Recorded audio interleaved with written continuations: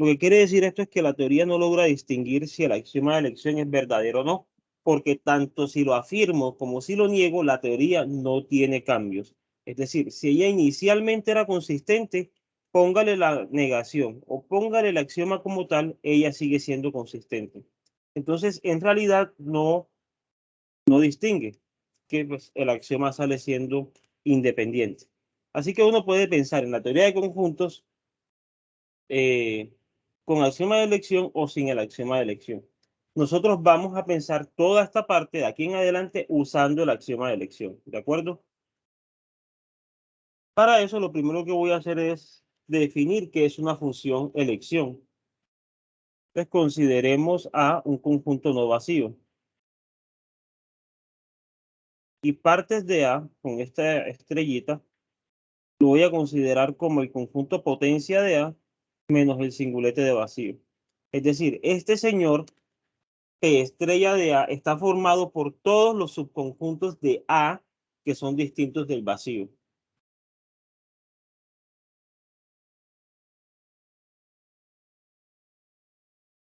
En este caso, una función elección de A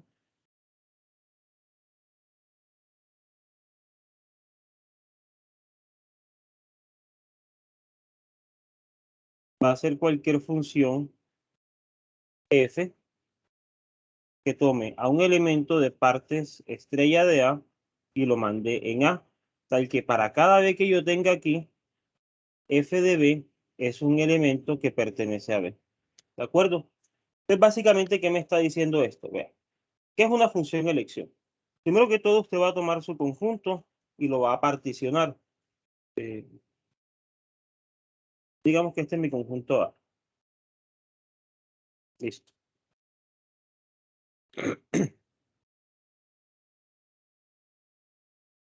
Dame un segundito porque esto se trabó.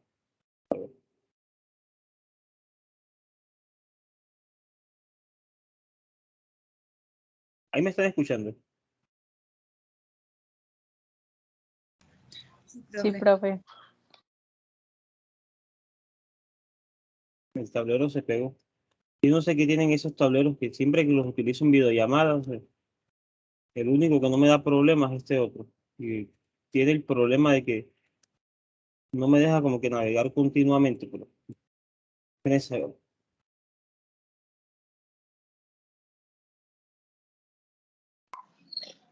Pero no le da para guardarlo y después volverlo a abrir. Sí, lo que pasa es que mira, que me toca pasar de una página a otra, o sea, no me deja como que ir bajando de a pedacitos. Y además que no tengo como para ingresar círculos, líneas. Entonces, obviamente uno como que pierde un montón de... No, profe, me refería al otro tablero. Ah, el otro sí, pero es que se pega, o sea, se pega muy rápido. Mm. La versión online de ese tablero me funcionaba bien, pero esta vez la descargué en el escritorio y me falló. Bueno, normal no habíamos hecho mucho. Axioma de elección.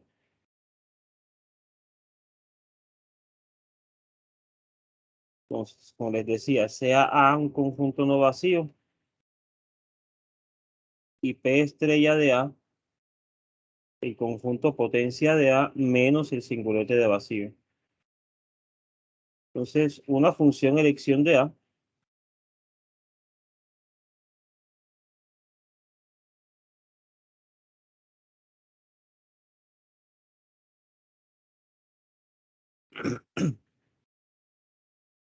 va a ser cualquier función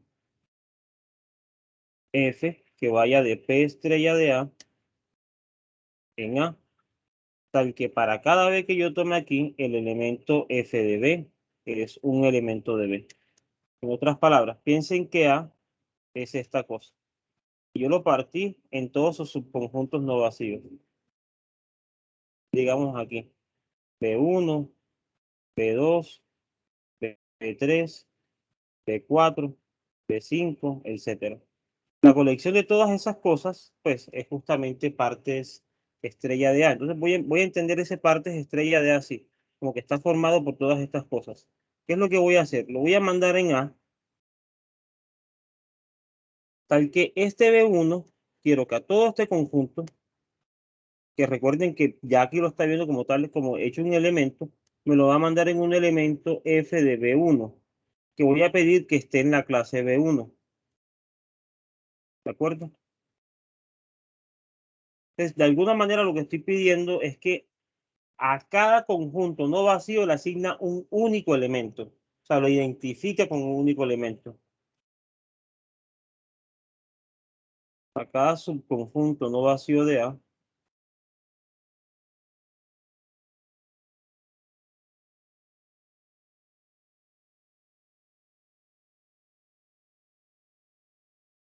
me asigna un elemento en él. Es un elemento que de hecho es único.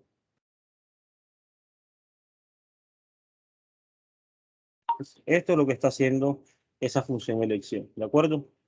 Te recuerden que partes de A son todos los subconjuntos de A. Por eso le estoy quitando el vacío para que tenga sentido eso. Pues porque yo no puedo pensar en un elemento que esté en vacío, ¿cierto? Básicamente está haciendo esto. Toma un subconjunto de A y lo manda en ese elemento de allá. ¿Preguntas hasta de ahora con Profe, esta definición? yo tengo ¿Sí? una duda. Eh, ¿Qué pasa si, por ejemplo, alguno de los subconjuntos tiene una intersección? No importa. Entonces, ¿cómo se vería eso? Pues no importa, porque es que fíjate, tú lo que quieres es que te manda un único elemento dentro del conjunto. Entonces, por ejemplo, si los dos elementos, si los dos conjuntos son iguales, pues no hay nada que probar. Ahora, si son distintos, al A, por ejemplo, te lo manda en un solo elementico. Al B te lo manda en un solo elemento. Ahora, a la intersección te la manda en un solo elemento. Eso no entra en contradicción con el hecho de que sea función. Porque recuerda que para hacer función al B te lo manda en uno solo. ¿Cierto? Ahora, la definición no te dice cómo debe ser la asignación. Te dice debe existir. O te dice, si existe con estas condiciones, le pongo este nombre. Lo que realmente entraría en conflicto es pedir que la función sea inyectiva o cosas de ese tipo, pero realmente eso no lo estamos pidiendo acá. Por ejemplo, si tú tienes el singulete, no sé, pongamos un caso especial. Tengo un conjunto y tengo estos dos subconjuntos. Y ahora te pongo este. Fíjate que a este me lo tiene que mandar en A obligatoriamente. A este me lo tiene que mandar en B. Pero a este me lo puede mandar en A o me lo puede mandar en B. El caso es que solamente me lo puede mandar a una sola de las dos para que pueda hacer función. Eso es lo único que tengo que exigir. ¿Sí me van a Listo, entender? profe. Sí, señor. Lo que obviamente es que pues no vas a pedir inyectividad ni esas cosas porque pues, bueno, inyectividad, bueno, sí, eso, listo. ¿Alguna otra pregunta?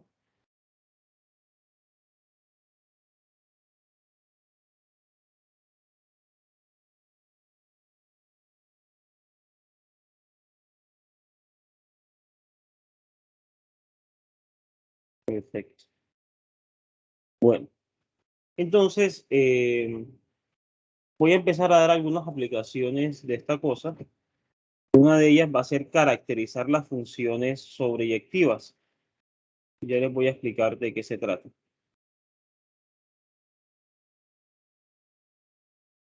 Y es un enunciado que ustedes van a darse cuenta que es bastante sencillo, pero que créanme que probarlo con funciones tiene sus cosas. Pero aquí con este axioma se vuelve muy sencillo.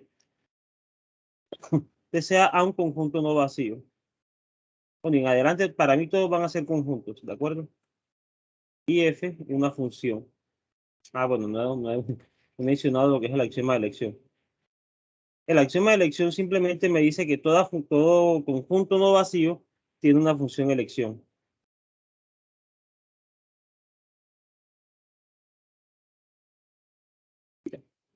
Este es el axioma de elección y vamos a ver las aplicaciones que él tiene o las utilidades que tiene.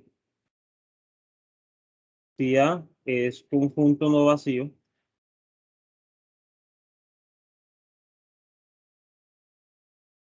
entonces existe una función elección de A.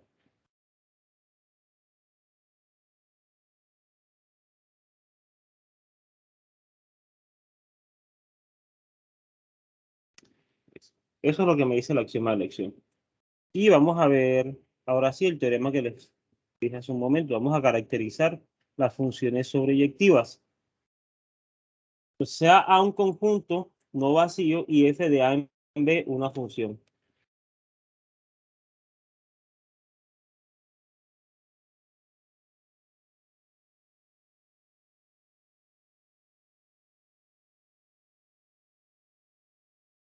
Entonces, f es sobreyectiva si solamente si hay una inversa para f, hay una inversa parcial para f.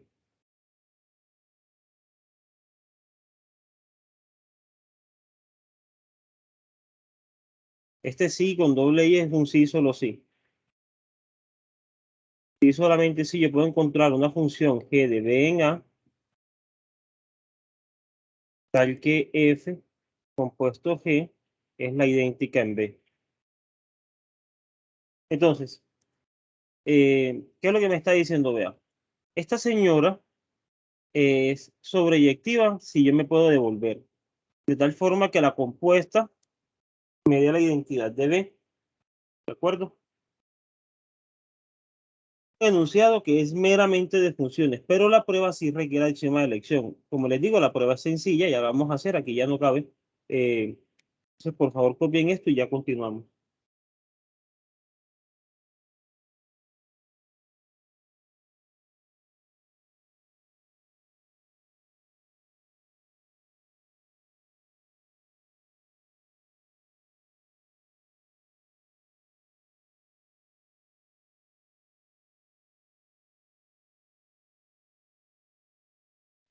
Por favor, me avisan tan pronto acaben de copiar.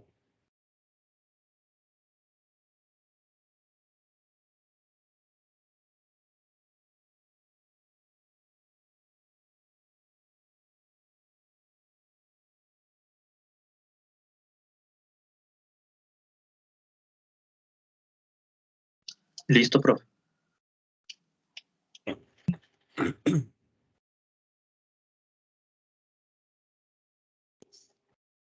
Entonces, bueno, vamos a hacer la demostración.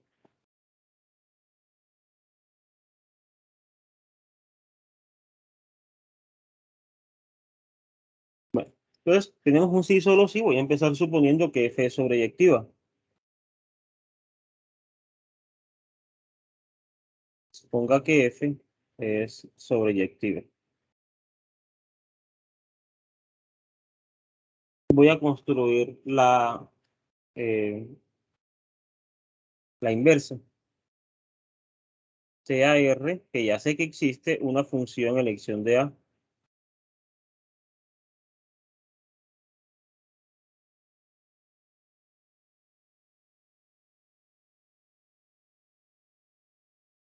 Oye, tengo una función elección de A, que recuerden que esto va de partes estrella de A en A.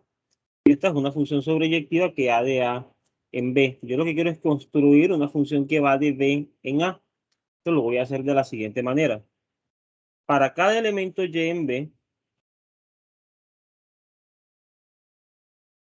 puesto que F es sobreyectiva, hay X que pertenece a F a la menos 1 de Y. Bueno, de hecho, pues del singulete de Y.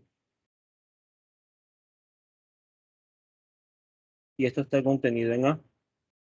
Es decir, F a la menos 1 del singulete de Y es distinto de vacío. Entonces, es un subconjunto, porque existe una preimagen, que es lo que me están diciendo acá. Ojo, no puedo decir que existe X que es igual a F a la menos 1 de esta cosa, porque yo no estoy seguro si la función es inyectiva. Entonces, ese Y puede ser la imagen de varias cosas. Lo que sé es que es la imagen de por lo menos uno, porque mi función es sobreyectiva. Entonces, esta cosa es no vacía y está contenida en A. Esto es F a la menos 1 del singulete de Y pertenece a P estrella de A. Bien,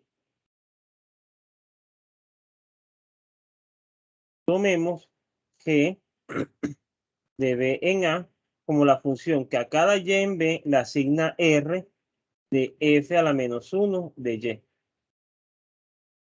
Es decir, cuando usted tiene el subconjunto, lo que hago es colapsarlo en uno solo a través de la función elección. Y ahí me queda una sola imagen. Listo. Pues esto es una función, ustedes se pueden dar cuenta, la asignación va a ser única. Luego, G es función. Pueden hacer la cuenta, pero eso no es complicado. Y además, vamos a probar, eso sí, que cuando la compongo con F me da la idéntica en B. Entonces, F compuesta G de Y, ¿quién va a ser? Va a ser F de G de Y.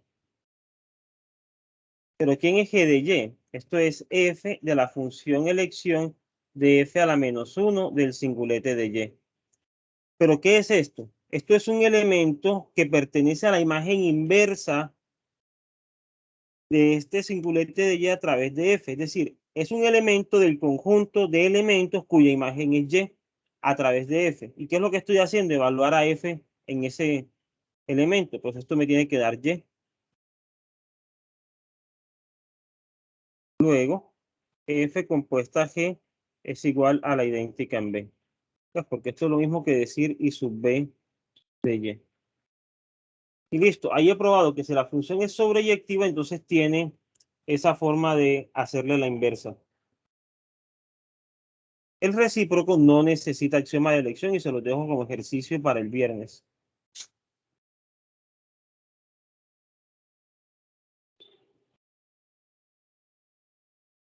Para que practiquen funciones, de hecho, esto sale solamente con el tema de funciones, no toca aplicar más nada. Demostrar para el viernes. Al final de la clase voy a tratar de dejar unos 20, 30 minutos para que revisemos si de pronto hay alguno de los ejercicios que les había planteado antes para que los vayan, para que los discutamos. Bueno, ¿alguna pregunta con relación a esta demostración?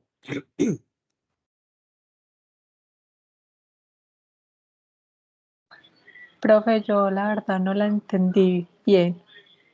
Bueno, mira, yo quiero probar que si F es sobreyectiva, entonces tiene una inversa. Es decir, bueno, una inversa no, porque no es inversa inversa, sino que si F es sobreyectiva, entonces yo le puedo componer con cierta función tal que me dan la idéntica, ¿cierto? Entonces, fíjate, supongamos que es sobreyectiva. Por hipótesis, A es no vacío. Entonces, el axioma de elección me dice, tiene una función elección. ¿Hasta aquí vamos de acuerdo? Sí, profe. Listo. Ahora, ¿qué significa eso? Bueno, mira, agarremos un elemento Y que pertenece a B. Como la función es sobreyectiva, el conjunto de elementos de A cuya imagen es Y tiene que ser no vacío. Es decir, hay al menos un elemento en A cuya imagen es Y. O sea que el conjunto de las preimágenes de Y es distinto del vacío. ¿Estamos de acuerdo? Sí, profe. ¿Qué implica eso? Eso implica que el conjunto de las preimágenes de Y es un elemento de P estrella de A, que es un subconjunto no vacío de A, y eso es lo que define a P estrella. Entonces, ¿qué es lo que voy a hacer? Voy a decir, mira, si yo tomo un elemento en Y, yo le puedo asignar este conjunto no vacío. Ahora, tengo un conjunto no vacío de A. ¿Cómo hago que se vuelva un solo elemento? Le aplico la función elección, porque la función elección lo que hace es coja el conjunto no vacío y le asigna un único elemento de él. Voy a definir a G, perdón. G va a ser a Y, mándelo en esta cosa. ¿Estamos de acuerdo hasta ahí? Sí, profe. Listo. Entonces, si quieres hacer una imagen más o menos gráfica de lo que está pasando. Aquí tengo A. Aquí tengo P estrella de A. Y aquí tengo AB. Yo empecé agarrando un elemento Y por aquí.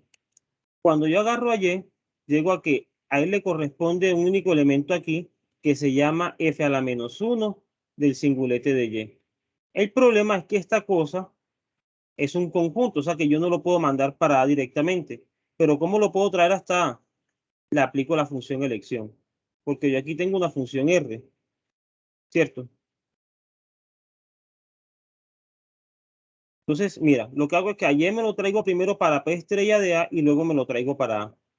¿Quién va a ser la función? Pues la compuesta de esas dos cosas. Esta va a ser la función G. Es por si de pronto el dibujo te aclara un poco la idea. Listo. Pues ya tengo, bueno, uno puede probar qué función, de hecho, no hice la cuenta acá, pero no, pues si quieres incluso lo puedes pensar así. Hay una función que ayer me lo manda en la imagen inversa de y. Y a esta para acá es r. Y la compuesta de esas dos funciones es función. Tocaría ver que esto sea función. Básicamente eso. Además, ¿quién es f compuesto g en y? Pues es f de g de y. Pero g de y es este señor. Es decir, g de y, ojo, ¿quién es g de y? Es esto. Es un elemento que está en este conjunto. Pero ¿quién es este conjunto? Los elementos que tienen a y como imagen. Y si yo cojo a un elemento cuya imagen me da y y lo evalúo, pues ¿cuánto me debería dar? Y. Es decir, esto es lo mismo que la idéntica de y. Y ahí tengo la conclusión. Ahora sí, Sí, profe, muchas gracias. esto.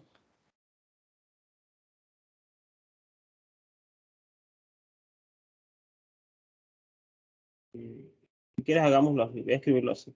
Aquí tengo, a ver. Entonces, aquí tengo a mi y. De B me lo traigo para P estrella de A. Y lo que voy a hacer es mandarlo en F a la -1 de Y. Ya probé que esto es no vacío, así que es un elemento de aquí. Y de aquí para acá me lo traigo en R de esa cosa. La compuesta de todo esto es la función G. Y esto es, no sé, una función I si tú quieres, y esto es una función R, que es la función elección. Y la que hace todo el camino es G. Yo creo que esto sería, yo creo que esto te da una función. Yo creo que esto, digamos que aquí tienes una asignación I. El caso es que con seguridad esto es función.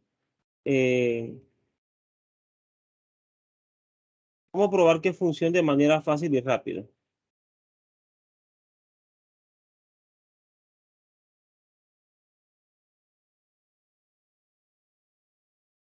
A mí se me ocurre definir esta I así, o sea, definir que esto es una función, que ayer lo manden esto.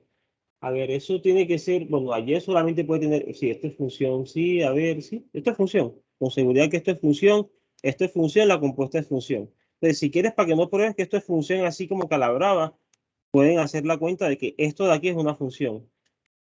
¿Sí? Comprobar que esto es función, ya les queda que G es función enseguida. Pero créanme que eso es sencillo. Como la... Bueno, me avisan cuando hayan acabado de copiar para continuar.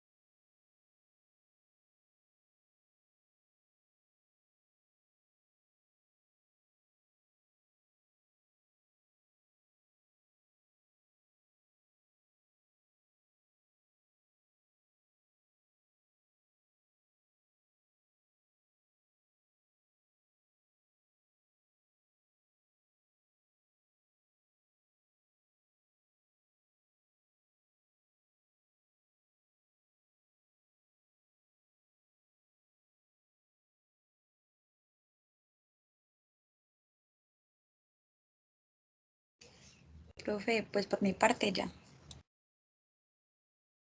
Listo.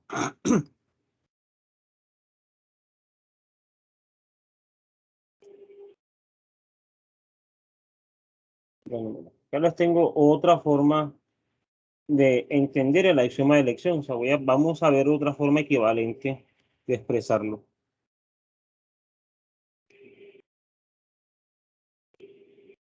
Que sea A un conjunto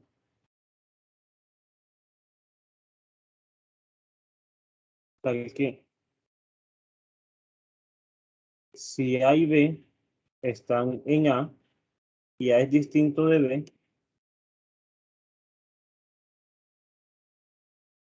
entonces A inter B es el vacío. Es decir, sea A una colección de conjuntos, que es conjunto, tal que cualquier par de elementos de A son disyuntos. Y A es distinto de vacío para todo A en A. Entonces, existe un conjunto C que tiene exactamente un elemento de cada conjunto que está en A.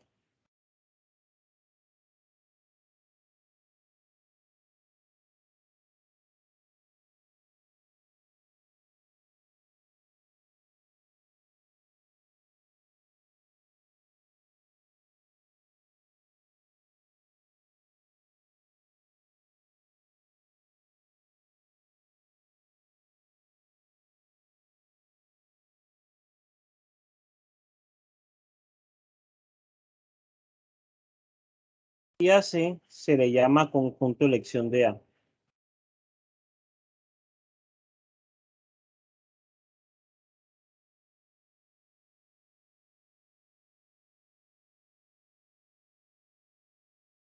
Entonces, fíjense, voy a ponerle un nombre a este teorema porque lo voy a necesitar. Voy a ponerle aquí teorema 1. Vamos a probar dos cosas. Vamos a probar que el teorema 1 se cumple. Y luego vamos a probar que utilizando el teorema 1 se puede probar el axioma de elección. Es decir, que el axioma de elección implica el teorema 1 y que recíprocamente el teorema 1 implica el axioma de elección. Y pues por lo tanto voy a tener que son equivalentes.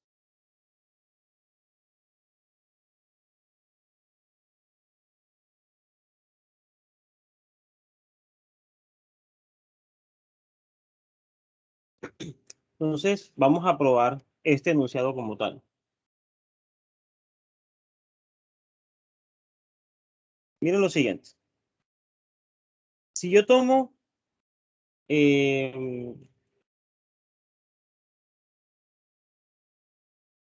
bueno, ya lo utilicé por allá arriba, tomemos, no sé, X como la unión para A en A de A. O sea, X va a ser la unión de todo lo que esté en A. Entonces, si yo tomo un elemento B que pertenece a A, B es un subconjunto de X y B es distinto de vacío. ¿Por qué? Pues si yo tomo X como la unión de todo lo que está en A, entonces cada elemento de A va a estar contenido en X. Ahora, todo lo que está con todos los elementos de A son distintos de vacío, entonces se cumplen estas dos condiciones. En particular, esto implica que B es un elemento de P estrella de X. ¿Por qué? Pues B es un subconjunto no vacío de X. ¿Preguntas hasta aquí? Listo. Así, la colección A está contenida en partes de X estrella. ¿Sí? Bien. Por el axioma de elección existe una función elección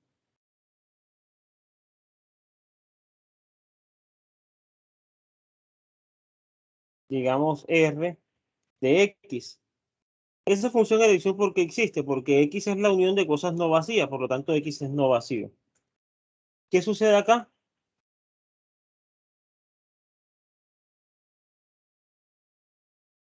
Para cada elemento que yo tome aquí, él le asigna un único elemento en él. Pues fíjense, yo ahora puedo restringirla de esta manera para hacerlo más cómodo. Considere R barra, va a ser simplemente la función R restringida a la colección A, que va de A en X. Entonces, ¿qué es lo que estoy haciendo? Lo mismo que estaba haciendo la función original, pero solamente con los elementos de este subconjunto. Y se hace como la imagen directa de a través de esta función. Entonces, ¿qué está sucediendo? Fíjense.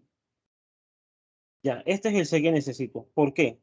Miren lo siguiente. Yo tenía un montón de colecciones así.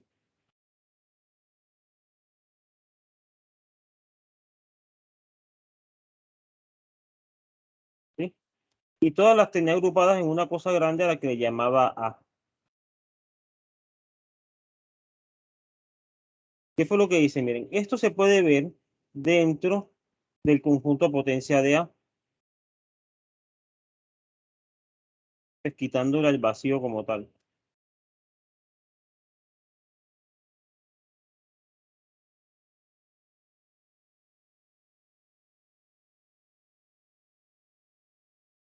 A este conjunto yo le puedo encontrar una función elección R que me lo mande para X. Bueno, aquí era X, me disculpan. ¿Qué es lo que pasa? Que fíjense, digamos que este señor era el elemento A, por decirlo así. Voy a ponerle nombres mayúsculas, A. Entonces, yo a este A me lo puedo traer en el mismo, digamos que me quedó por acá. Este es A. Pero resulta que la función elección me lo trae en un solo elemento. A. Entonces, al final, lo que yo estoy haciendo es, vea, componga estas dos asignaciones y mire la imagen directa. ¿Qué es lo que hizo la imagen directa? Cogió todo este conjunto y se lo trajo en un solo elemento de ese conjunto. Y eso lo hace para cada conjunto que esté aquí en A. Es decir, que cuando miro la imagen directa, hay exactamente un elemento por cada conjunto no vacío que yo tenga por acá. ¿Sí queda claro?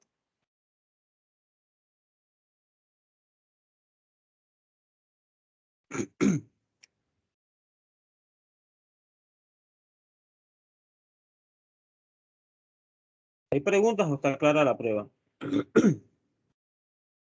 Profe, yo la verdad no entendí pues ya como el dibujo que hizo.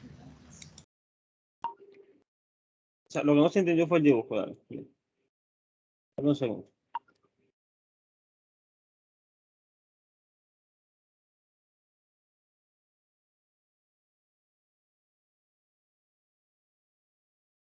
Olvídate de partes de A, ¿de acuerdo? De X. ¿Qué fue lo que hice? Mira, piensa un momento en esto. Esta es mi colección A.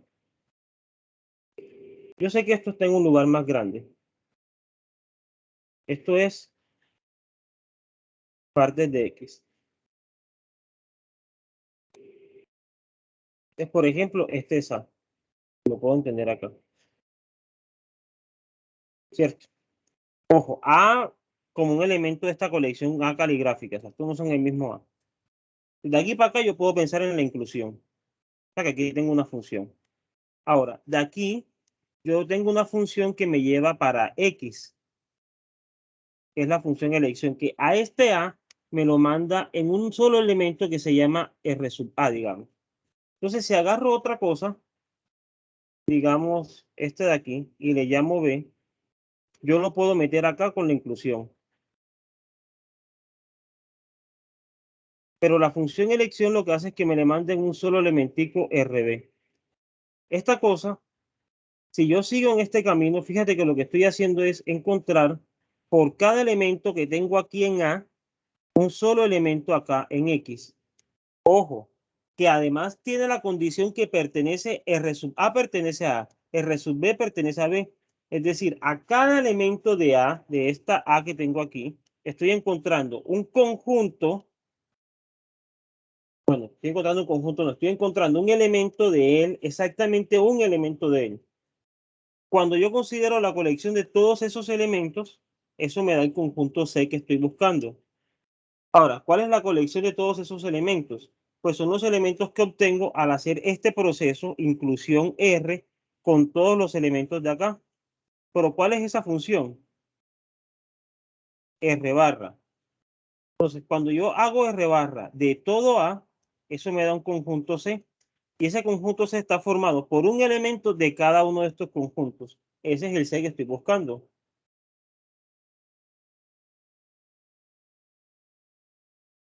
¿Se claro un poco? Sí, ahora sí, gracias. Listo. Ustedes pueden copiar esto y ya miramos el recíproco. Bueno, ya este teorema estaría demostrado. O sea, aquí termina la demostración. Entonces, fíjense, con el axioma de elección probé el teorema. Ahora vamos a ver que si yo asumo que asumo el teorema como hipótesis, entonces puedo probar el axioma de elección.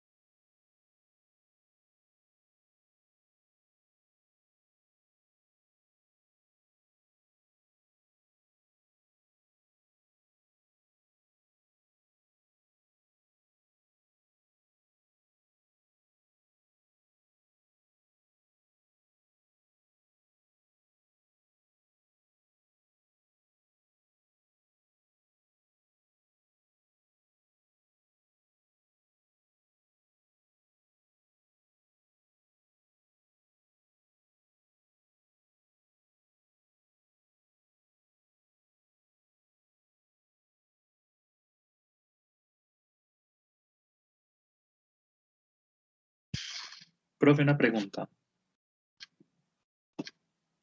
Cuéntame. Ahí en el dibujo no debería ser partes de X, no partes de A. Sí, es parte de X, gracias. Ok. Lo demás sí está igualito, sí va bien. Cualquiera parte de X. Es la costumbre de utilizar A. Puse X y ya no enredé. Pero sí es X.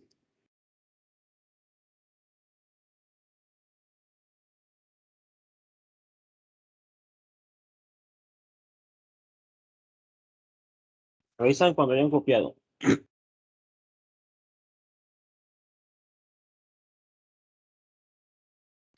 Profe, otra pregunta. No me queda claro por qué debo coger la restricción de pues, R restricto A. Fíjate que A está contenido en P estrella de X, ¿cierto? Ujú, Pero aquí como tal puede aparecer un conjunto, ujú. digamos H, que no pertenezca a esto. Entonces, si yo hago eso, aquí aparecería un elemento RH en C. Pero RH no es un elemento de nada que está aquí.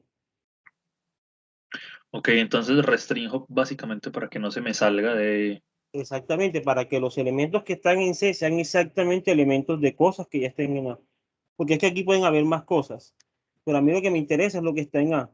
Entonces, esto es como un paso intermedio y yo para evitar como que información irrelevante, lo que hago es quitarlo.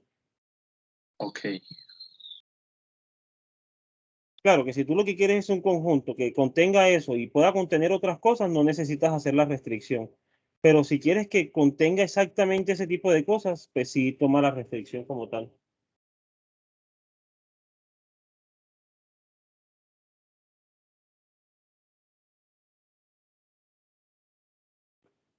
Listo, ¿puedo seguir?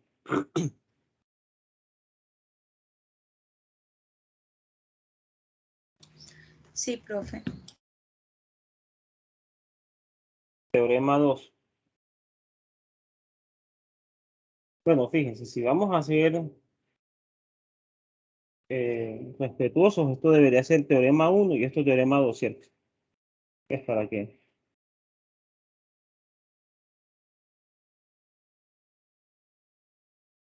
Para que la numeración concuerde más adelante. Esto sería teorema 3.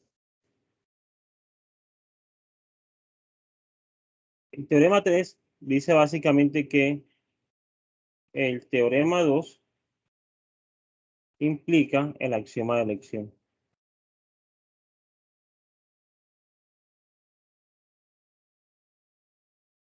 Entonces, ahora como hipótesis tengo que la afirmación del teorema se cumple y debo probar que todo conjunto no vacío tiene una función elección.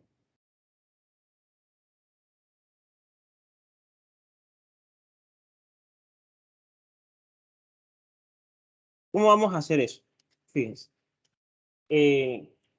Recuerden qué es lo que quiero probar, que si agarré un conjunto no vacío, él tiene una función elección. Entonces voy a empezar tomando un conjunto no vacío, digamos A.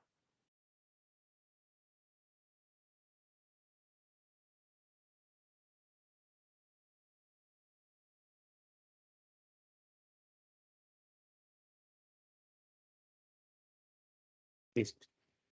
¿Y qué es lo que sé? Ahora, tengo que tratar de acomodar lo que escogí a las hipótesis que tengo. Y las hipótesis son, si tengo una colección de subconjuntos no vacíos que sean disyuntos 2 a 2, entonces tal cosa. Bien. Entonces lo que voy a tratar de hacer es armar una colección de subconjuntos no vacíos disyuntos 2 a 2 que me permita luego armar una función elección como tal. Entonces voy a definir ciertos conjuntos. Para cada B que esté contenido en A,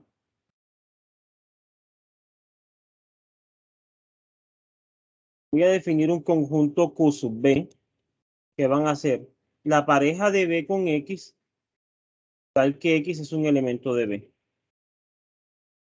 acuerdo?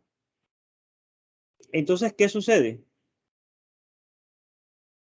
Entonces, fíjense que si yo tengo que B intersectado D es vacío, no hay. Bueno, si estos dos son vacíos, no, pues, a ver cómo lo hacemos. No, de hecho se ve así, ¿no? Si,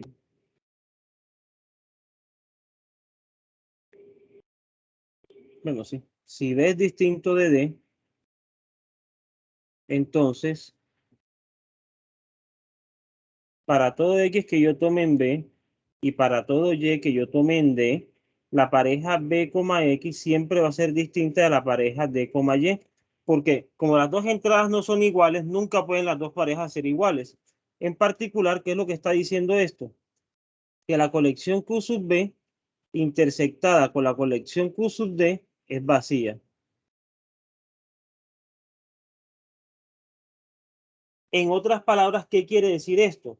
Que la colección Q sub B, la colección de los Q sub B es una familia de subconjuntos disyuntos 2 a 2 y cada uno es no vacío. Porque si yo cogí B como tal, entonces ya la pareja B para cada B contenido en A y digamos distinto de vacío. Entonces vamos a ponerlo acá también. A ver, para no borrar arriba, entonces, luego la colección de los Q sub B, tal es que B es un elemento de P estrella de A, listo, pongámoslo así, porque si lo pongo así, entonces B no puede ser vacío, existe al menos un elemento en B, entonces yo puedo escoger la pareja B, ese elemento, que va a ser un elemento de Q sub B, o sea, todas estas cosas son no vacías, porque B es no vacío. Así que esta colección que está aquí, a la que le llamaré A, es una colección no vacía, una colección de conjuntos no vacíos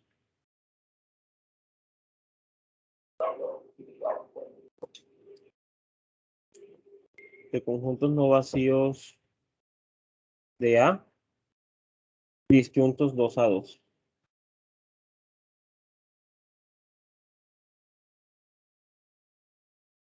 Listo. Entonces, por el teorema anterior, nosotros vamos a encontrar una familia como tal que tiene a un solo elemento de cada Q sub B.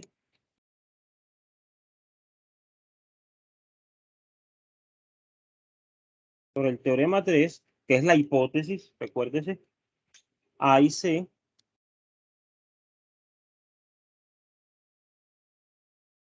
tal que para cada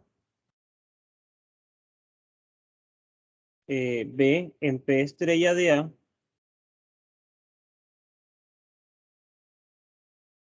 exactamente hay un elemento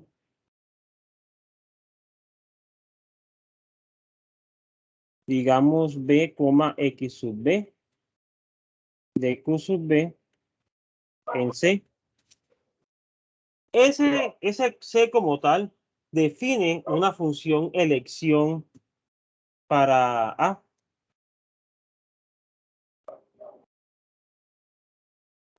El conjunto C define una función elección para A.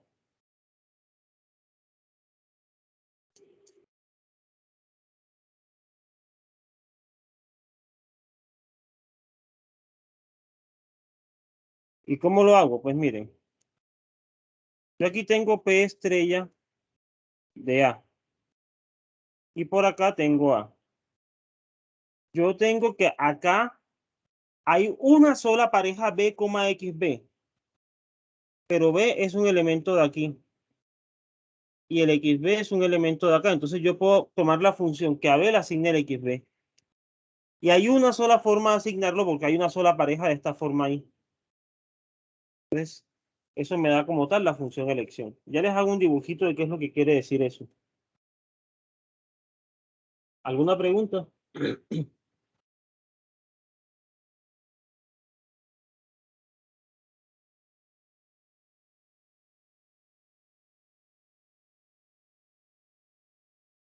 Bueno, entonces aquí hay cositas que no probé y tampoco voy a probar, pero que se las voy a dejar como ejercicio. ¿Cuáles son esas cositas? Primero hacer la cuenta de que esto, bueno, voy a irme hasta el principio y de paso les vuelvo a explicar. Empecé con un conjunto no vacío. Entonces, para cada subconjunto de allí, yo definí este conjunto. ¿De acuerdo? Cada cosa de esas es un conjunto claramente, porque esto pues, son parejas ordenadas de conjuntos. Uno hace producto cartesiano y no sé qué, y le queda que es conjunto. No hay mucho que decir.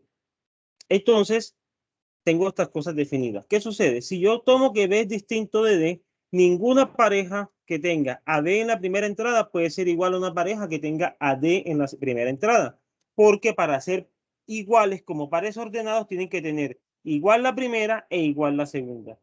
En otras palabras, no hay elementos comunes de estas dos cosas. ¿Sí? O sea, los conjuntos son disyuntos 2 a 2. Ahora, si yo escojo a B como un conjunto no vacío, entonces cada Q sub B es no vacío. Es decir, la colección A como tal es una colección de conjuntos no vacíos disyuntos 2 a 2. Ahora, ¿esos son subconjuntos de quién?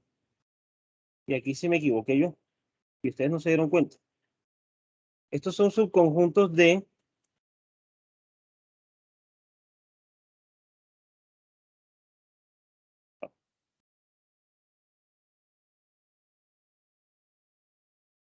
P estrella de A, cruz A. Porque miren que la primera entrada de las parejas B, Q sub B, son elementos de aquí. Y la segunda son elementos de A. Listo. En todo caso, son disyuntos 2 a 2. ¿Qué me dice el teorema? El teorema me dice, vea, para cada elemento que usted toma aquí, hay exactamente un elemento acá, en un cierto conjunto C.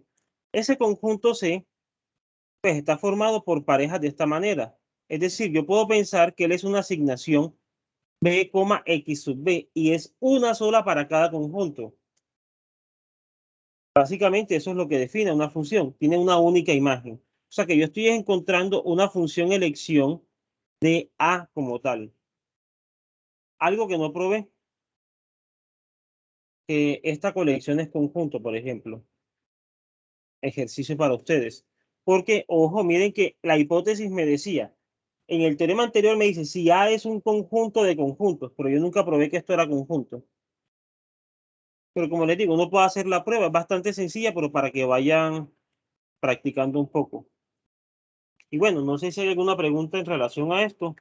Si no hay preguntas, pues ya en unos segunditos paso a hacerles el dibujo como tal.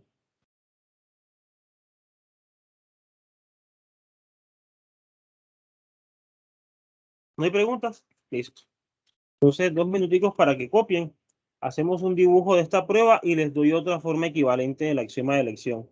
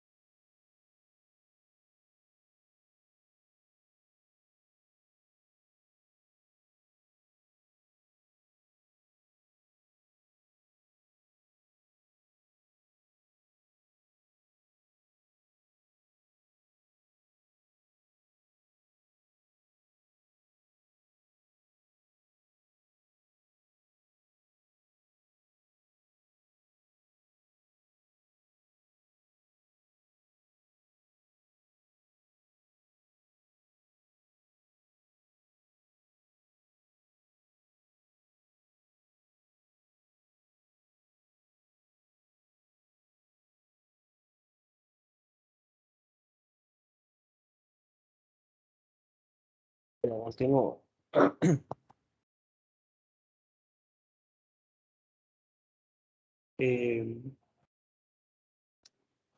básicamente, ¿cuál es la situación acá? Yo quiero construir como tal una función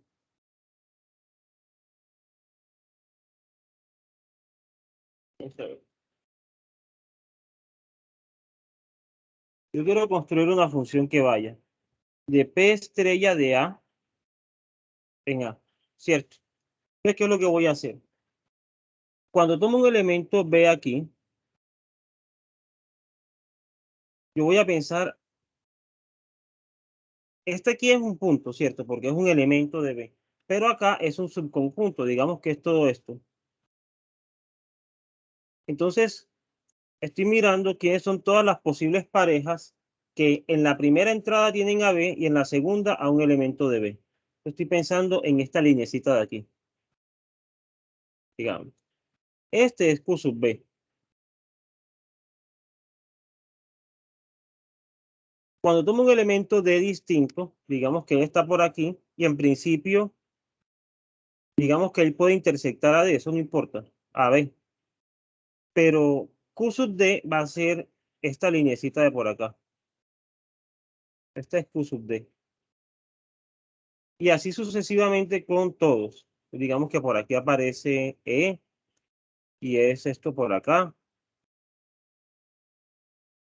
Entonces, Q sub E es toda esta linecita de aquí. Que por aquí aparece, por ejemplo, A.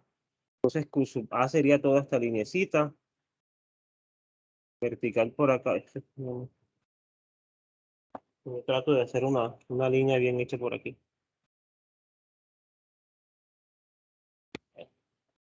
Esto es Q sub A. ¿Sí? Todo eso.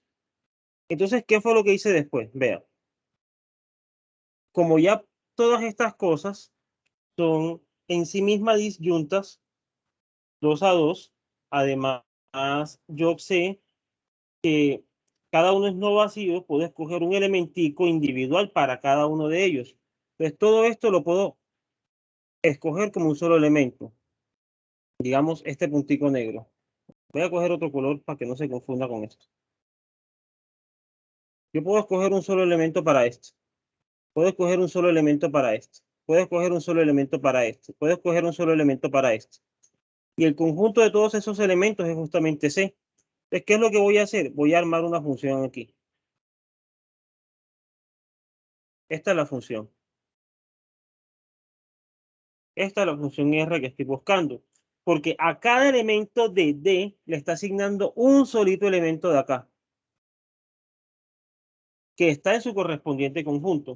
Entonces, fíjense qué fue lo que hice. Armé la colección de los Q sub B como los necesitaba para aplicar el teorema. Apliqué el teorema y el conjunto C que me quedó, lo que hizo fue que a cada línea de estas le asignó un solo elemento, que es lo que yo necesito para poder hablar de función, una única asignación. Porque fíjense que los Q sub B me lo estaba mandando en todos los posibles. Lo que hace el teorema anterior es colárselo en uno solo. Cuando pega ese montón de punticos, arma como quien dice la línea, que es lo que forma justamente la función como tal. ¿Sí fue clara la idea intuitiva de la prueba?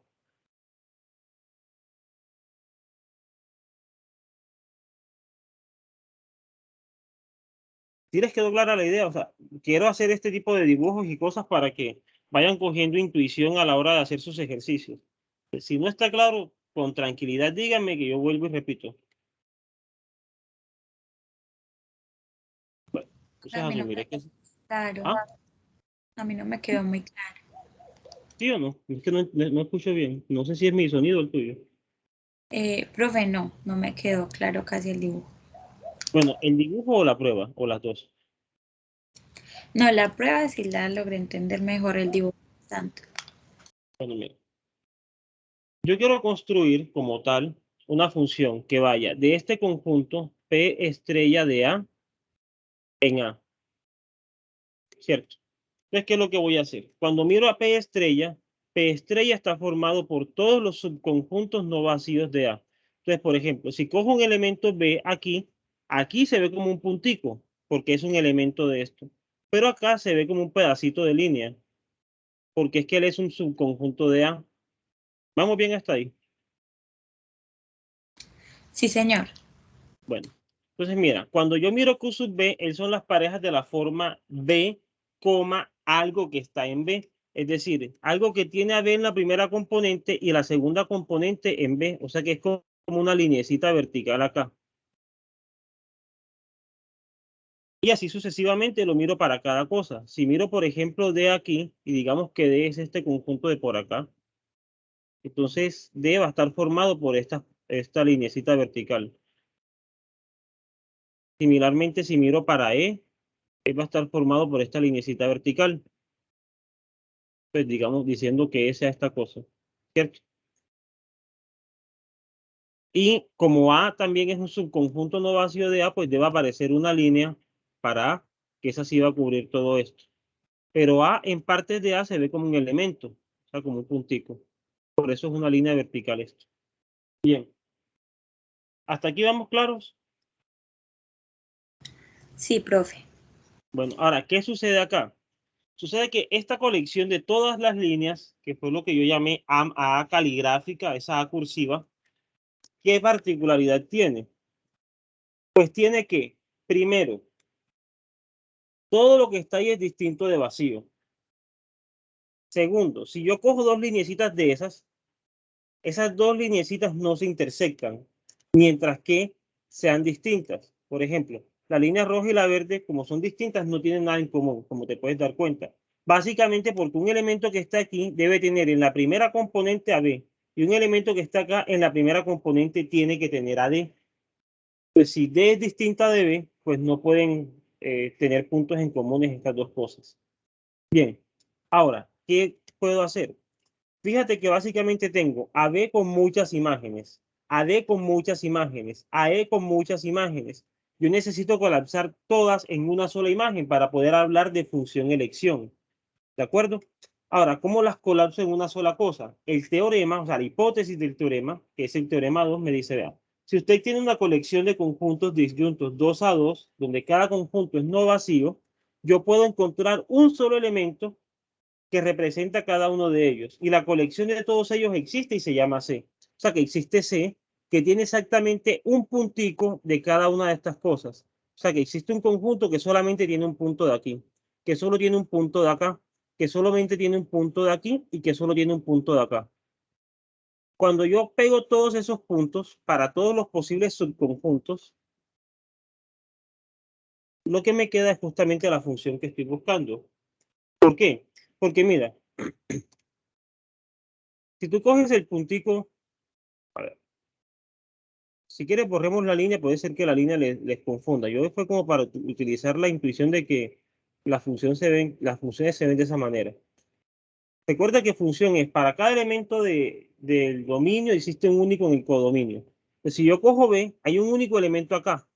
¿Quién va a ser? El X sub B. O sea, la segunda componente de este punto. Si yo cojo D, hay un único elemento acá. El X sub D, que es la segunda componente de este punto. Si cogí E, hay un único elemento, XE. Si cogía, hay un único elemento, XA. Entonces, cuando yo pego todos los posibles puntos que aparecen por aquí, y eso básicamente es tomar a todo el conjunto C, eso me da una función. Una función que va de partes estrella de A en A. ¿Sí quedó un poco más claro o todavía no? Sí, profe, mucho mejor. Muchas gracias. Bueno.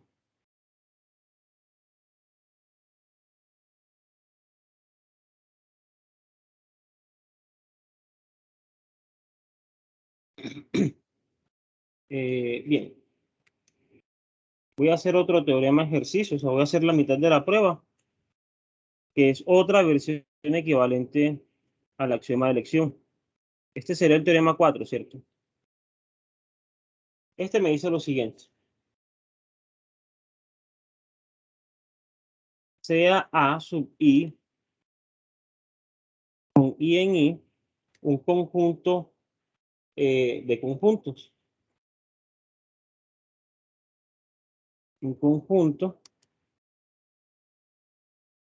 con I un conjunto no vacío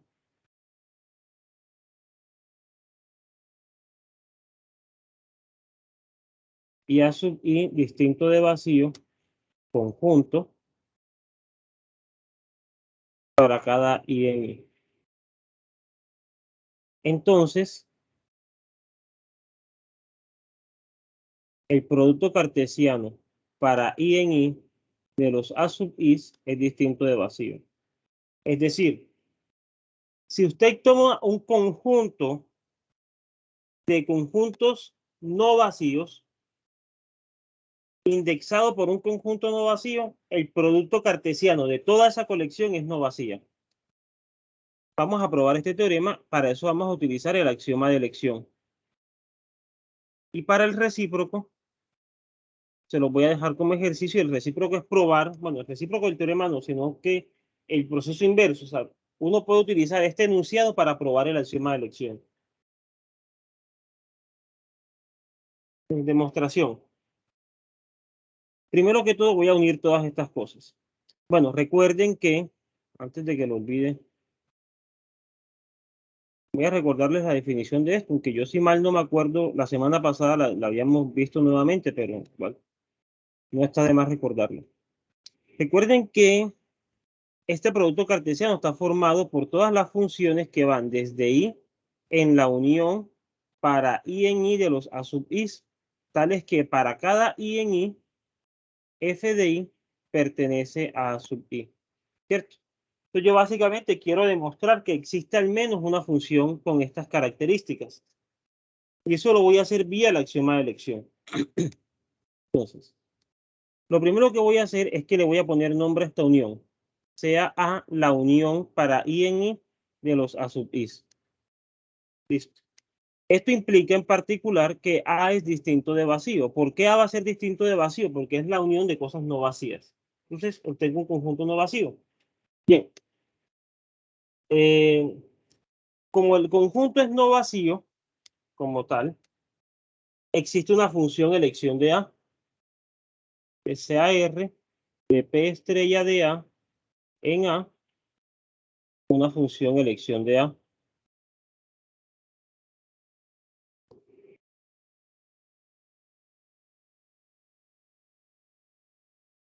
Listo. ¿Qué es eso de una función elección de A? Recuerden, hace un momento lo dijimos. Pues la función elección de A, ella escoja cada subconjunto de A y le manda un solo elemento de ese subconjunto. O sea, lo identifica con un solo elemento. Pues bien, en particular, ¿qué cosas son subconjuntos de esta unión? ¿O qué cosas que me interesan son subconjuntos de esa unión? Cada A sub I. Entonces, en particular,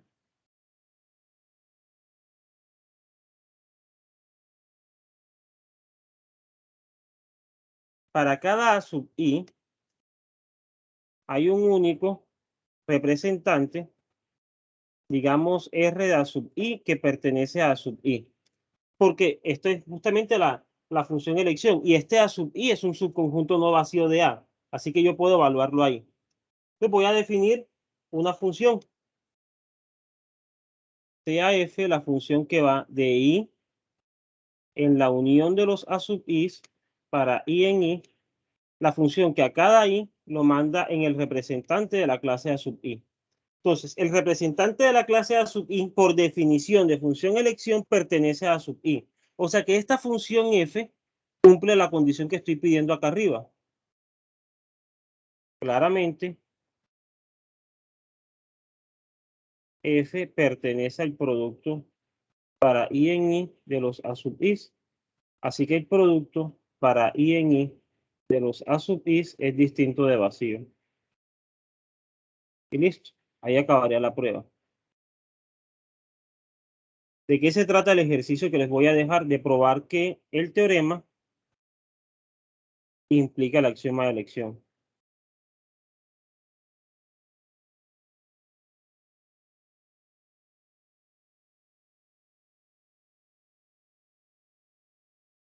Pero ven que si yo asumo el teorema 4, puedo probar el axioma de elección.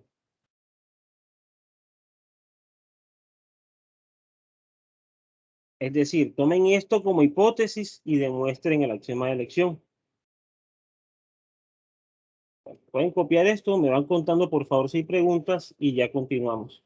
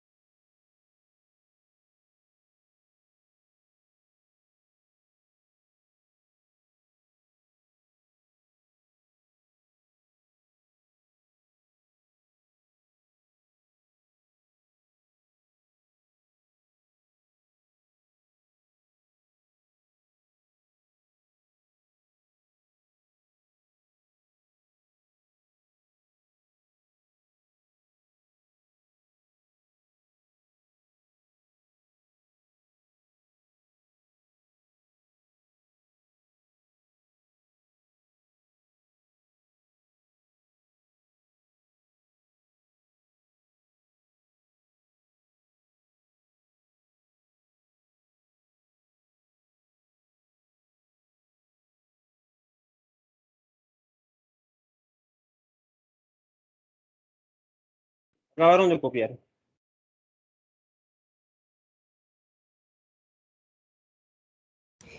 Sí, profe.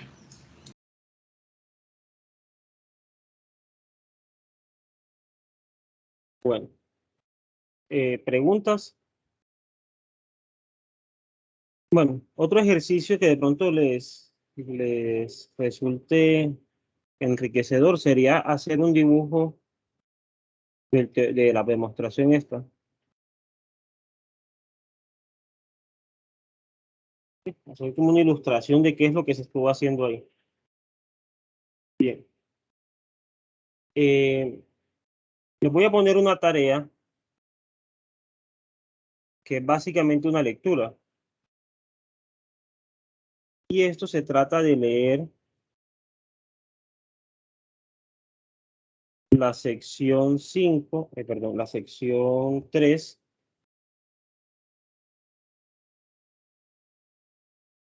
del capítulo 5 del libro de Charles Pinter. Esa sección está dedicada a demostrar el siguiente teorema. Yo voy a presentarles la prueba en la clase del viernes, pero quiero que ustedes la lean con tiempo como para que se vayan haciendo una idea y sería bueno que si de pronto alguien tiene tiempo, tiene el espacio de eh, hacernos una presentación, pues lo haga.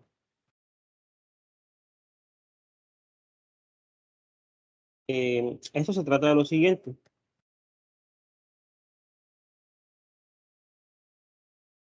Sea A un conjunto parcialmente ordenado.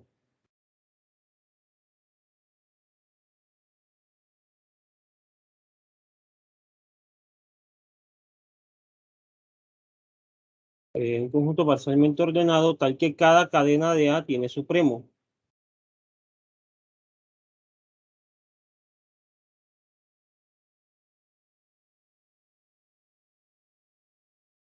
Recuerden que una cadena de A es un subconjunto de A que es totalmente ordenado. Tal que cada cadena de A tiene supremo y que A tiene elemento mínimo.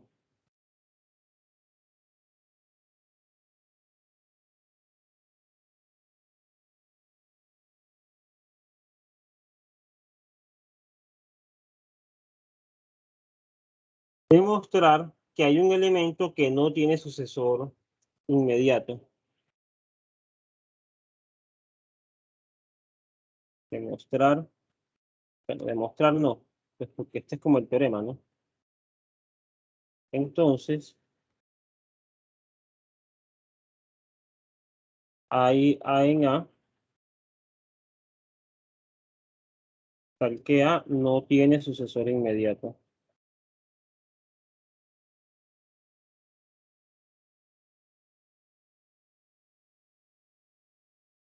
Este es el enunciado del teorema. La demostración se desarrolla en la sección que les estoy diciendo, sección 3 del capítulo 5. Me gustaría que vayan leyéndola con anticipación. Si alguien de pronto la quiere preparar para presentárnoslas el viernes, pues sería mucho mejor todavía. Si no, pues igual yo hago la presentación como tal. Profe, usted había dicho que cada cadena de A tiene supremo, pero pues ahí no está escrito, es que ya me confundí. Si cada cadena de A tiene supremo. Aquí.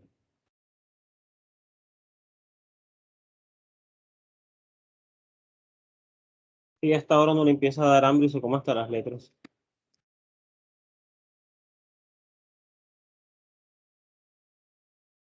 Bueno, y supremo en A, ¿no?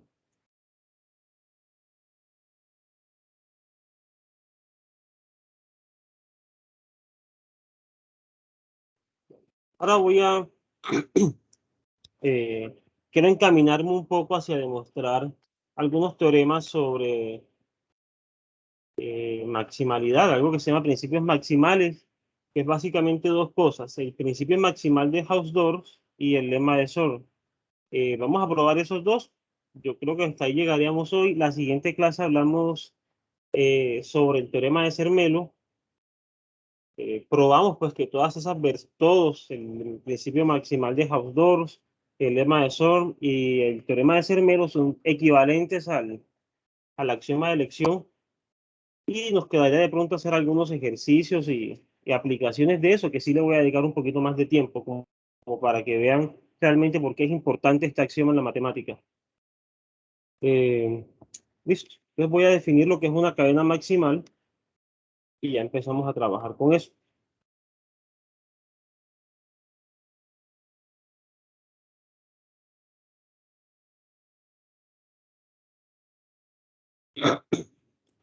Entonces, consideremos A una clase parcialmente ordenada. Bueno, esta definición se puede hacer para clases, pero los teoremas que voy a probar van a ser para conjuntos. Entonces voy a empezar en conjuntos de una vez.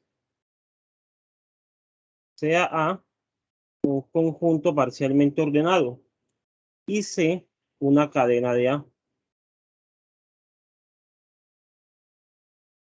Recuerden que cadena quiere decir subconjunto totalmente ordenado. Si no hay ningún elemento X en A menos C, tal que X unido, perdón, tal que C unido X es cadena de A, se dice que C es una cadena maximal.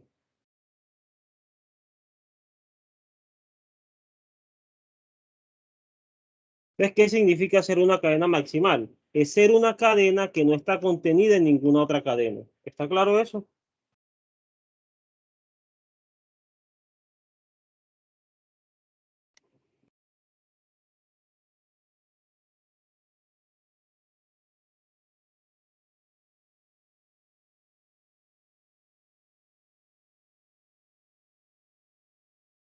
Bueno, listo.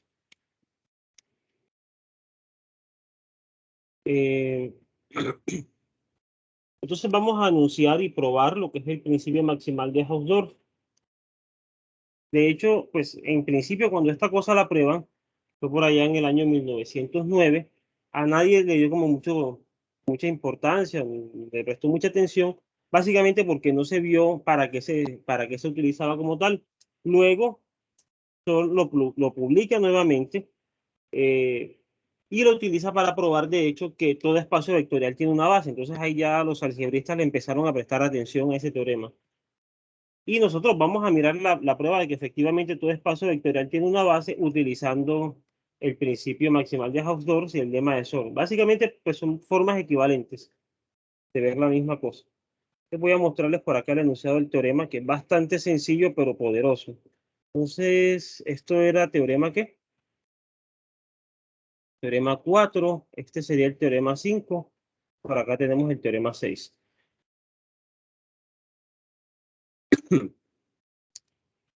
Y lo que me dice el principio maximal de Hausdorff, principio maximal,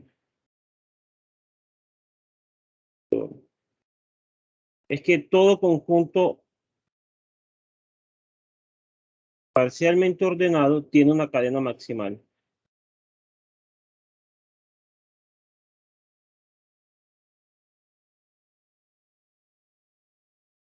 Es decir, si yo tengo un conjunto parcialmente ordenado, existe un subconjunto de él con un orden total que no está contenido en ningún otro conjunto propio que también sea totalmente ordenado.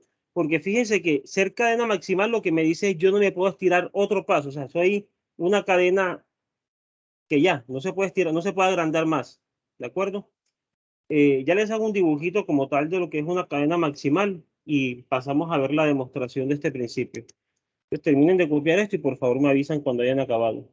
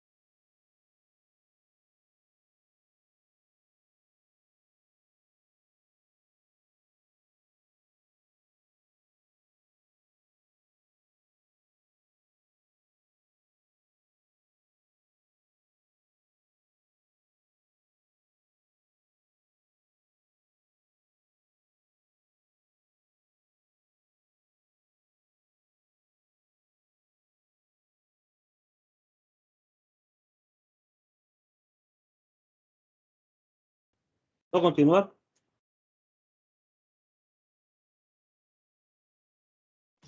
Sí, profe. Entonces, imaginémonos un ejemplo por aquí, antes de hacer la demostración. Piensen en el siguiente conjunto de puntos.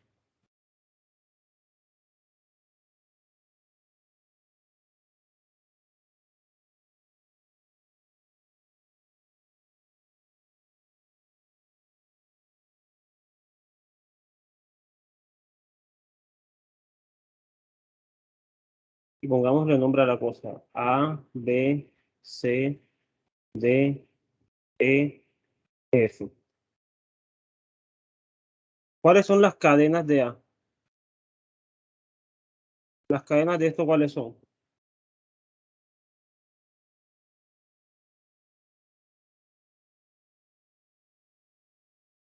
Pues hay una cadena. Bueno, ¿cuáles son las cadenas realmente? Pues son los conjuntos totalmente ordenados. Voy a escoger una cadena maximal para no ponernos de pronto a dar mucha vuelta en el ejemplo. ¿Qué es una cadena maximal? Es una cadena, es decir, un conjunto totalmente ordenado que no se puede agrandar más. Fíjense, acá hay una cadena. Porque fíjense que E es comparable con C y comparable con B. Entonces, en este caso, el conjunto formado por E, C y B es cadena, pero no es maximal.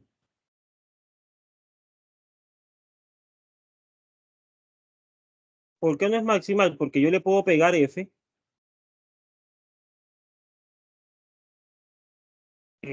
unido E, C, B es cadena. Y ser cadena maximal es ser una cadena que no está contenida en ninguna otra cadena más grande, a menos que sea todo A. ¿Listo? Entonces esto no es cadena. Ahora, sin embargo, el conjunto F, E, C, B sí es cadena maximal.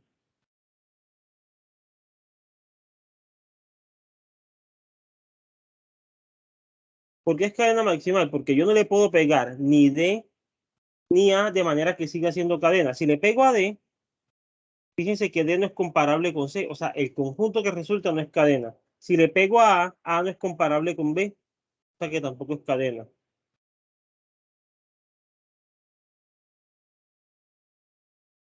Ya que ni A unido F, E, C, D, ni D unido F, E, C, D son cadenas.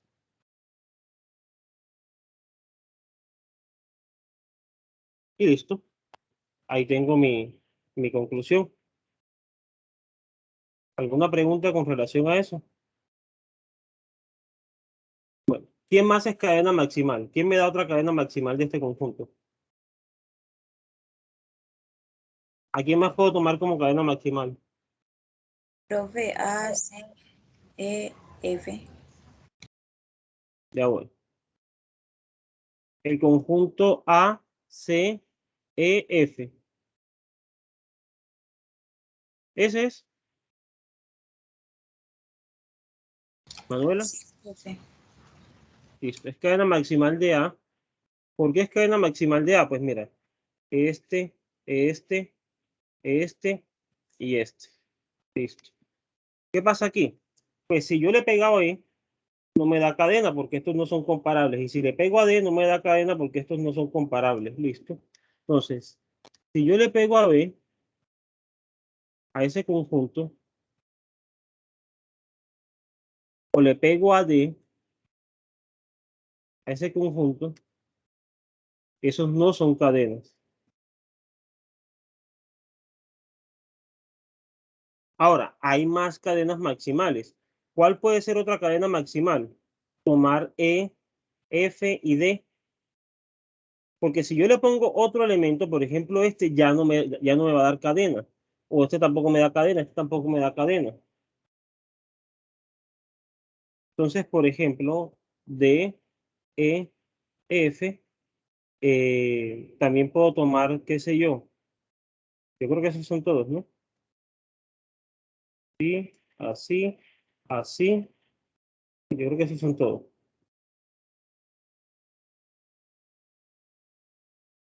Es cadena maximal de A.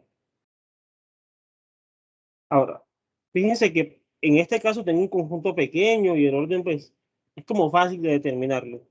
En general, no es que tenga que ser una tarea fácil encontrar que hay una cadena maximal ni cuál es. Se necesita axioma de elección como tal. Y vamos a hacer la prueba de que en general siempre existe una cadena maximal sin importar lo grande que sea mi conjunto. Entonces, por favor, acaben esto de copiar esto, me avisan apenas terminen para hacer la prueba del teorema como tal y hablar de pronto del lema de Shor.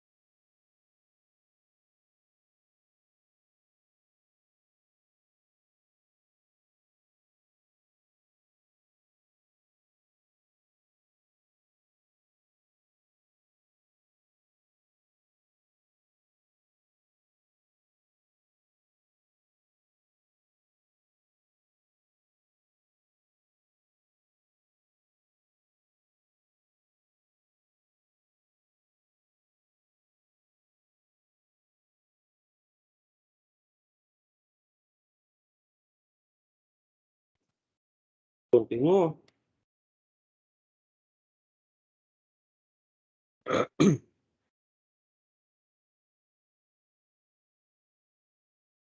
Demostración del teorema, ¿qué número dije? 6. Bueno, entonces para esto voy a utilizar el teorema 5, que fue justamente el ejercicio que les dejé. Consideremos A cualquier conjunto parcialmente ordenado.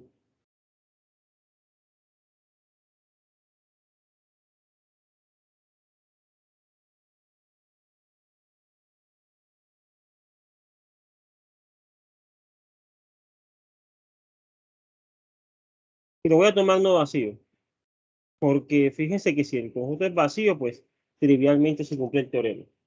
Entonces sea L la colección de todas las cadenas de A.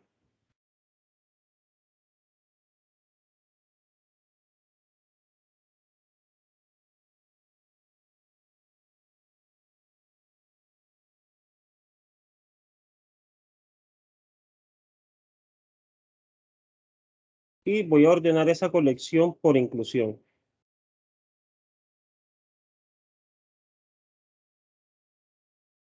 ¿Qué significa ordenar por inclusión? Significa, recuerden que un conjunto X es menor o igual a Y si solamente si X está contenido en Y. ¿De acuerdo? Estoy listo. Tengo todas las cadenas agrupadas en un grupo bien grande ahí. Y lo que quiero probar es que existe alguna que no está contenida en otra.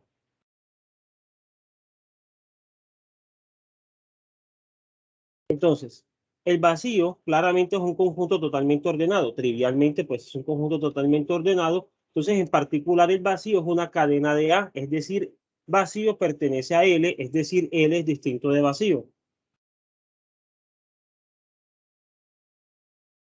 Dado que el vacío pertenece a L, L es distinto de vacío y además, como estoy ordenando por inclusión y el vacío está contenido en todo el mundo, pues vacío es el elemento mínimo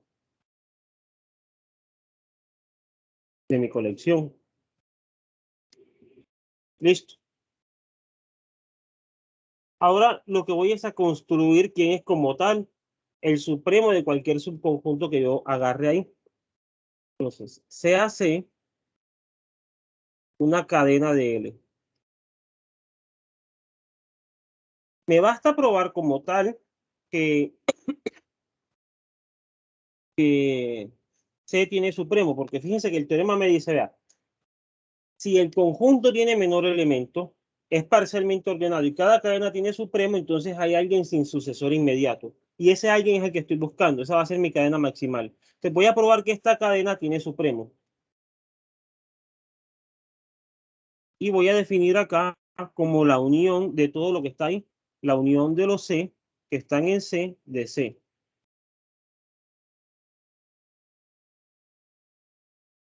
Veamos que K es un elemento de L. Como estoy ordenando por inclusión, claramente K va a ser el supremo de C. ¿Por qué? Porque todo lo que está en K va a estar contenido, perdón, todo lo que está en C va a estar contenido en esta unión, es decir, va a ser menor que K. Pero ahora, cualquier conjunto que contenga C tiene que contener la unión de esas cosas. Pues en particular, este me daría el supremo. ¿De acuerdo? Entonces, si yo pruebo que K está en L, lo que estoy probando es realmente que C tiene supremo en L. Es decir, que toda cadena de L tiene supremo en L. Satisfacería entonces las condiciones del teorema 5 y me da la existencia de ese conjunto sin sucesor. Cuando tenga ese conjunto, voy a probar que en efecto eso es una cadena maximal. Entonces me voy a dedicar a probar que K pertenece a L. En efecto,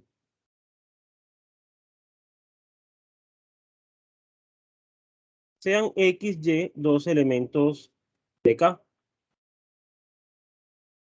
Si son elementos de K, entonces X es elemento de algún D que está en C y Y es elemento de algún E que está en C, ¿cierto? Ahora,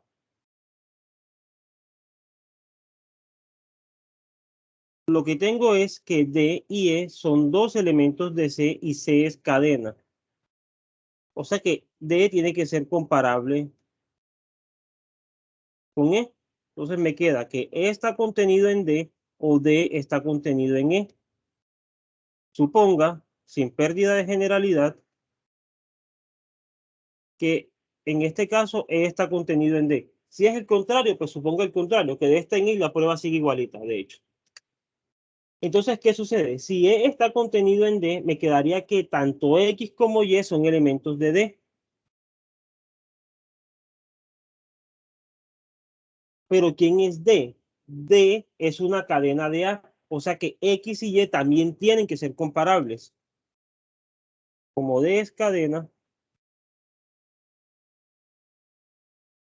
me queda que X es menor o igual a Y o que Y es menor o igual a X. Pues son comparables básicamente, ¿cierto? En otras palabras, ¿qué es lo que acabo de ver? Que cualquier elemento, cualquier par de elementos de K son comparables. Así que K es una cadena.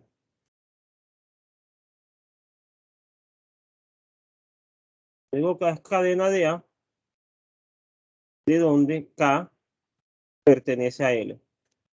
Esto es, K es igual al supremo en L de C. Es decir, toda cadena de C tiene supremo en C. Listo. por el teorema 5, que es el ejercicio de ustedes para el viernes,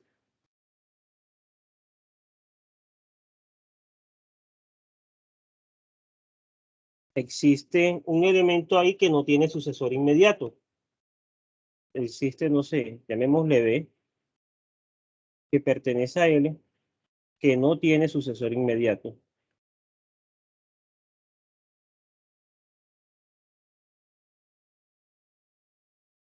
Ojo, sucesor inmediato respecto a la contenencia. Es decir, que no existe ninguna otra cadena de A que contenga B. Es decir, B es una cadena maximal.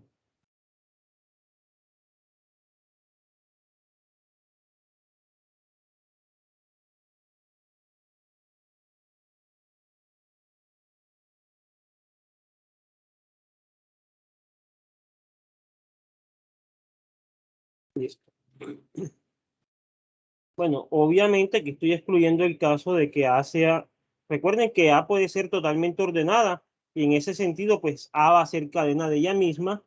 Y en ese sentido, pues cuando hablo de cadena maximal es que no exista ninguna otra cadena contenida en A que contenga mi cadena, ¿de acuerdo? Para que de pronto no vayan a tener confusión con eso. Y listo, esta sería la prueba del principio maximal de Hausdorff. ¿Alguna pregunta?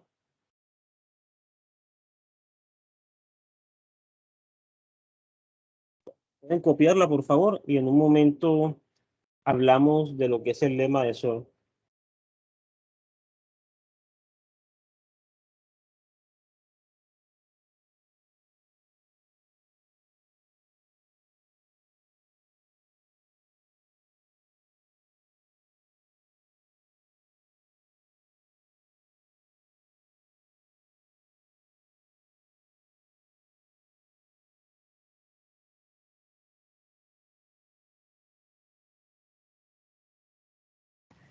Profe,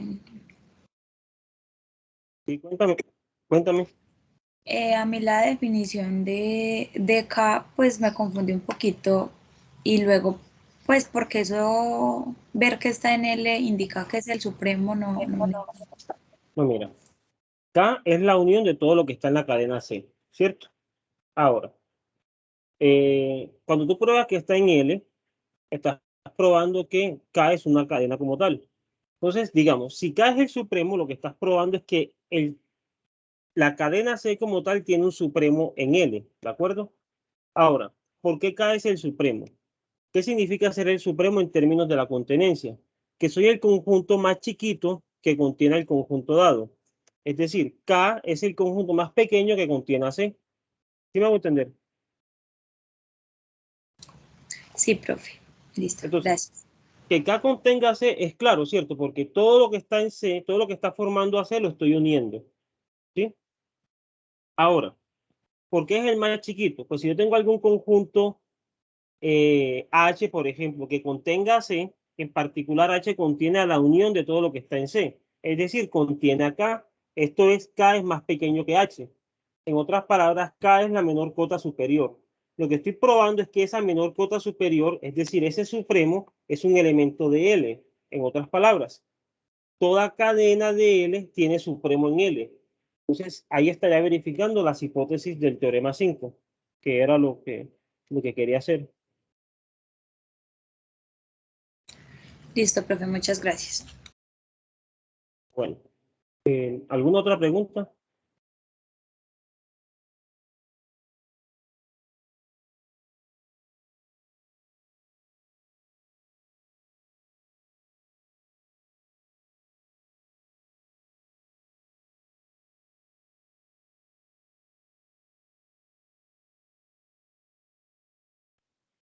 Ya voy a terminar con lo que es el lema de Sor y quedamos con el principio del principio del buen orden para el viernes.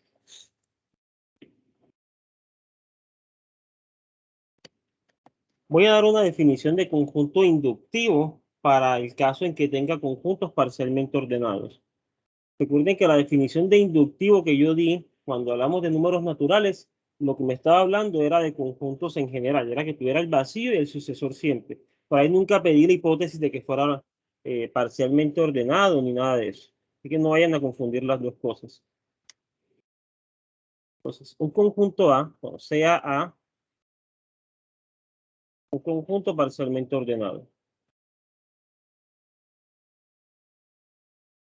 Se dice que A es inductivo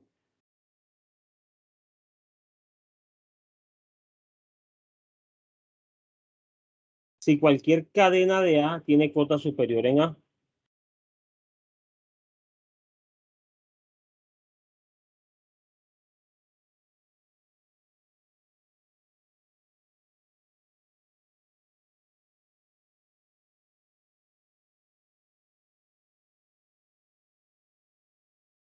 Listo. Y con esto voy a anunciar lo que es el lema de SOR. Ahora, voy a probar el teorema porque ya lo que me quedan son 10 minutos. Entonces voy a presentarles el teorema, les voy a presentar la demostración y la próxima clase voy a dedicarme un rato como a hacer una discusión de en qué se utiliza y qué problemas tienen este tipo de cosas. Pero por hoy pues ya me toca cerrar así por cuestiones de tiempo. Teorema 7.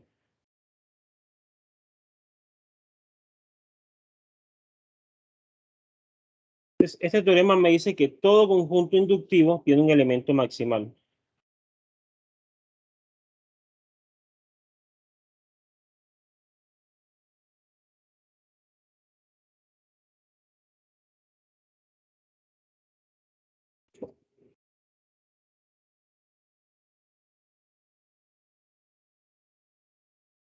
Ese es el enunciado del teorema y vamos a hacer la demostración.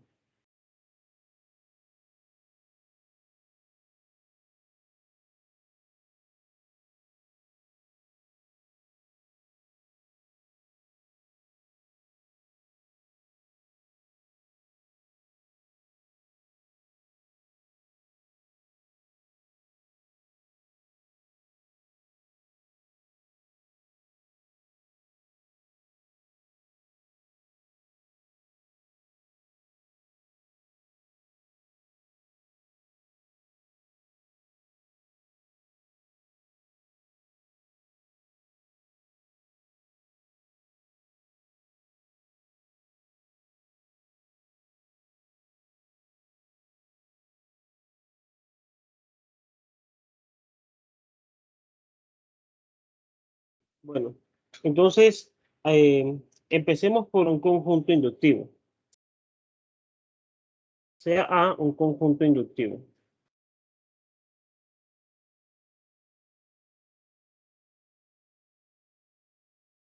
Como estoy tomando un conjunto inductivo, en particular es parcialmente ordenado, entonces el lema del principio maximal de Hausdorff me dice que él tiene una cadena maximal. Entonces se hace una cadena maximal de A. Listo. Dado que él es inductivo, esa cadena debe tener una cota superior en A, digamos M.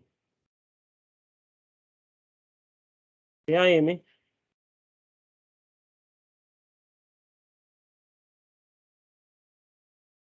una cota superior de la cadena en A. Y eso lo puedo escoger porque el conjunto es inductivo, ¿cierto?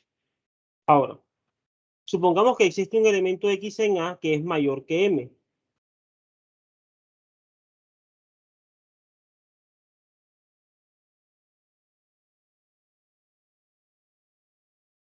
Si X está en A y es mayor que M, entonces X no puede ser un elemento de C. ¿Por qué no puede ser un elemento de C? Porque es que M es cota superior de C. O sea que nada que esté por encima de M puede estar en C. Pero fíjense que X debe ser comparable con cualquier elemento de C.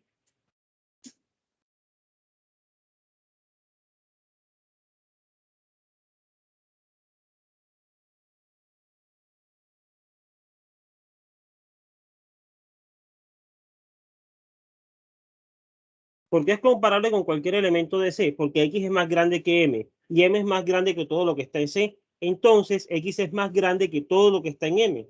Así que es comparable con todo lo que está en C, perdón. Así que X es comparable con todo C como tal. ¿Qué quiere decir esto? Que todos los elementos de C unido el singulete de X son comparables. En otras palabras, C unido el singulete de X es una cadena de A. Pero no solamente es una cadena, sino que contiene a C.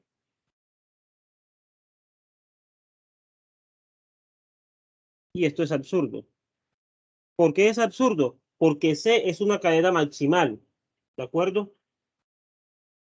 Por lo tanto, no existe ningún elemento X de A que sea mayor que M.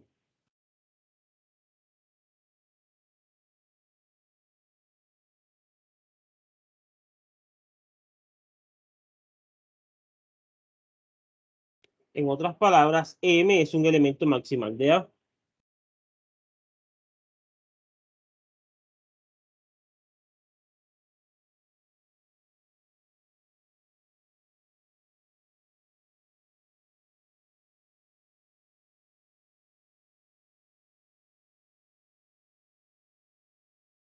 Y listo. Ahí acabamos la demostración.